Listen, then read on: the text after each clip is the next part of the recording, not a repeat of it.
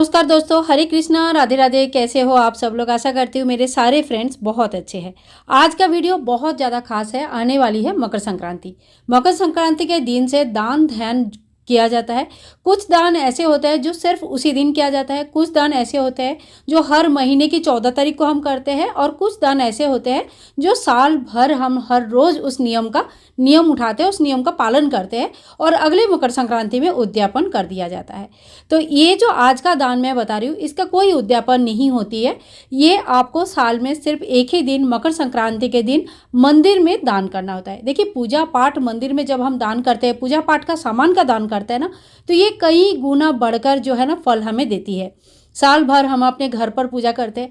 पूजा का सामग्री जब हम मंदिर में दान करते हैं, वो सामग्री का मंदिर में यूज़ होता है, तो उसका कई सहस्त्र गुना फल हमें मिलती है। तो यहाँ पे मैं 14 चीज़ें आप लोगों को दिखाती हूँ। आप चाहे तो इससे कहीं ज़्यादा दान कर सकते हैं, या इससे थोड़ा बहुत अगर कम भी हो जाए तो कोई दिक्कत नहीं है, आप उन चीज़ों को मंदिर में दान कर सकते हैं। तो देखिए, आज हम देख लेते हैं कि वो 14 चीज़ें कौन सी है जो हमें मंदिर में दान करनी होती है। तो सबसे पहले देखिए, यहाँ पे मैंने दिया ले लिया है। आपको एकदम कोरा दिया लेना है, मतलब एकदम नया दिया लेना है, और मिट्टी के 14 दिया आप मंदिर में दान कर सकते हैं। आप चाहे तो हर महीने की 14 तारीख को जाके एक एक दीपदान कर सकते हैं, या सिंपली ऐसे मिट्टी के दिया वहाँ पे रख के आ सकते हैं। अगर आप दिया दान कर रहे हैं तो इसके साथ आपको बाती भी रखनी होगी। तो इस तरह का आप बाती ले लीजिएगा, रुई की बाती भी आपको रखनी होगी, और साथ ही में देखिए तेल भी आपको रखना होगा। तो आप तेल या घी 1 किलो या आधा किलो, जितने भी पॉसिबल होता है उतना आप तेल या घी इसके साथ साथ रख दीजिएगा। इसके साथ ही देखिए, मंदिर में हम धूप बत्ती का यूज़ होता ही है, तो मंदिर में हम धूप बत्ती रख के आ सकते हैं। इसके साथ ही बहुत लोग आके मंदिर में मंगलवार के दिन हनुमान चालीसा का पठन करते हैं। तो आप अगर हनुमान चालीसा दान करें तो 14 की संख्या में आप खरीद सकते हैं, और या तो एक भी अगर चाहे तो आप दान कर सकते हैं। 14 दान करना वैसे बहुत ज़्यादा शुभ माना जाता है। आप हनुमान चालीसा का दान कर सकते हैं। कोई भी एकादशी महात्म का बुक जो होता है वो दान कर सकते हैं। बहुत ही ज़्यादा पावरफुल माना जाता है, क्योंकि बहुत लोग मंदिर में आके पढ़ना बहुत पसंद करते हैं। इसकी फल भी बहुत अलग होता है।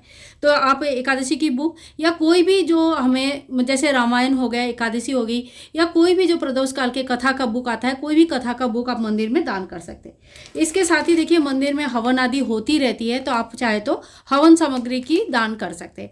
आप चाहे तो ऐसे अगर पैकेट लेके भी दान कर सकते हैं, और अगर संभव है तो घर पर बनाकर भी दान कर सकते हैं। कहने का मतलब है, हवन सामग्री दान करना भी बहुत अच्छा माना जाता है। इसके साथ ही कभी भी जब हम पूजा अर्चना करते हैं तो आसन में बैठ के करते हैं। बिना आसन का कोई भी पूजा स्वीकार नहीं होती है। तो आप चाहे तो इस तरह का कंबल, बड़ा कंबल भी दान कर सकते हैं, इस तरह का आसन का भी दान कर सकते हैं। साथ ही में देखिए, अगर भोले बाबा का मंदिर है तो आप इस तरह का जो डमरू आता है, डमरू का दान कर सकते हैं। बहुत ही ज़्यादा मतलब वास्तु दोष से भी निवारण होता है। डमरू का दान करना मंदिर में बहुत ज़्यादा शुभ माना जाता है। तो आप चाहे तो मंदिर में डमरू का दान कर सकते हैं। साथ ही में देखिए, तांबे का लोटे का दान कर सकते हैं। भगवान शिव जी के मंदिर में तांबे का लोटे का दान करना बहुत शुभ माना जाता है। हर रोज़ कोई ना कोई इस लोटे से भगवान को पानी चढ़ाते हैं, और जितने भी बार भी पानी चढ़ाएंगे को मतलब आपको थैंक यू देंगे, और ये आपके लिए बहुत बड़ा दान, मतलब बहुत बड़ा एक सौभाग्य होता है। यहाँ पे मैं अपने पूजा का लोटा दिखा रही हूँ, लेकिन जब आप दान करेंगे ना तो नया चीज़ों का ही दान किया जाता है। इसमें से कोई भी सामान पुराना या यूज़ किया हुआ नहीं होना चाहिए, इस बात का विशेष ध्यान रखिए।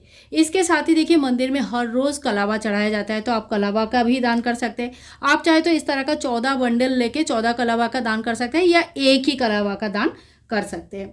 इसके साथ ही बहुत लोग देखिए माला जप करते हैं। जो मंदिर में आप दान करते हैं वो उस हिसाब से आपको माला दान करना होता है। जैसे शिव मंदिर के लिए रुद्राक्ष की माला हम दान करते हैं, और अगर आपको ऐसा ज़्यादा जानकारी नहीं है तो आप चंदन का, स्फटिक का, ये सारा माला दान कर सकते हैं। ये कोई भी मंदिर में कोई भी देवी देवता के मतलब जब जप करते हैं, हम लोग नाम करते हैं, कथा करते हैं, तो वो माला यूज़ हो जाता है।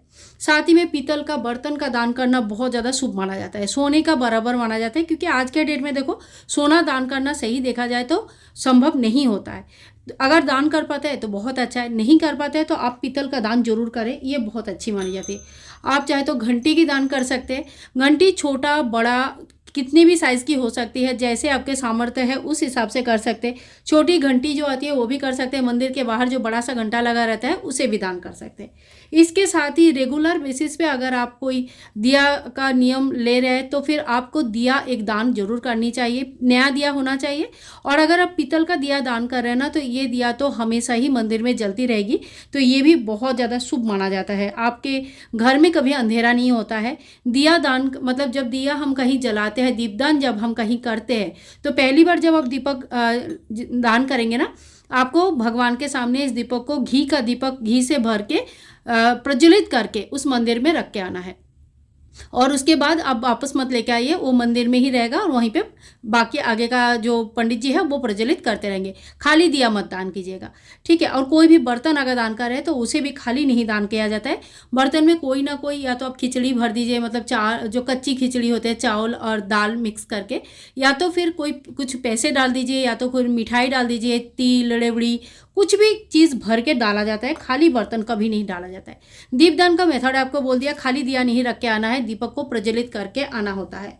इसके साथ देखिए, अगर मतलब श्रृंगार का सामग्री, जैसे माता महालक्ष्मी की मंदिर है, माँ पार्वती की मंदिर है, जहाँ पे भी देवी माँ विराजमान है, वहाँ पे आप श्रृंगार का कुछ सामग्री चढ़ा के आ सकते हैं।